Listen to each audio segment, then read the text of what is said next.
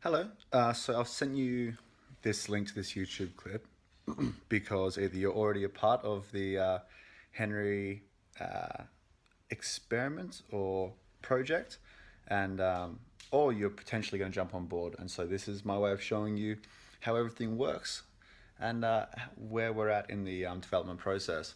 So far, let me go from the very beginning. Basically, a couple of years ago, I was thinking to myself about, I kept on going on these really cool trips and like really fun events. And at the start of it, somebody would always say, let's make a cool video of this trip or of this event. And then when it came down to the very end of it, it was quite difficult because one person would have to take all the responsibility and one person would have to do all the work to actually make that happen. And so I started trying to think of easier ways to collaborate everybody's stuff together to make that thing a much more simple process. And then I started to think about the ideas of Henry. And then they also seemed to align perfectly with the trends of today. So it's kind of like an application where you can store videos and stuff that you and your friends make together. I guess similar to YouTube, which is interesting because right now YouTube has 80% of people under 21 use YouTube every single day. It's it's bigger than the three largest TV networks put together in the amount of views that it gets, which shows that people are enjoying different content from different people, and it also aligns well with the explosion of Snapchat, because people aren't so interested in TV shows, fictional TV shows anymore.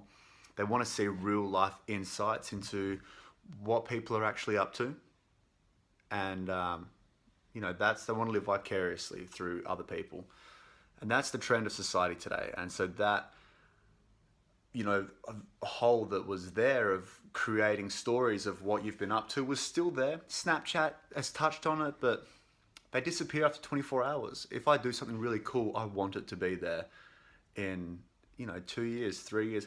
Imagine you've still got it in like 20 years when you have your kids.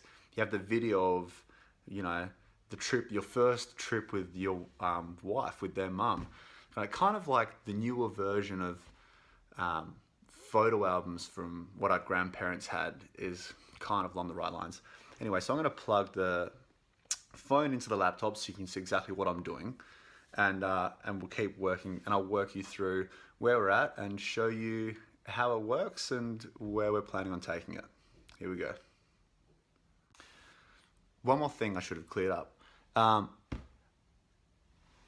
Right now in the development process, there are three stages of the initial creation of an app. The first one is called alpha, which is basically figuring out the look and the touch and the feel of the phone application. The second one's beta, where a lot of the actual, mechanics of the app come into play, and you get a lot of the way there to get close to a product which you can use and start to really test.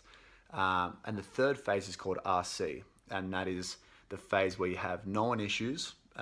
There's things to fix, but basically you've come a long way, and and you're tidying things up. So we've completed alpha, we've completed beta just now, and so we're moving into RC. So basically, in the phone app, there's known issues. There's things which aren't perfect, and there's things that we're going to continually develop and upgrade and make everything eventually will be completely flawless. So if there's things in there which are a little bit strange, like the music's slightly off or one of the little tabs is stretched, then just know that this is a phase that's probably 85% of the way there, and there's lots of tidying up to do. And all right, here we go.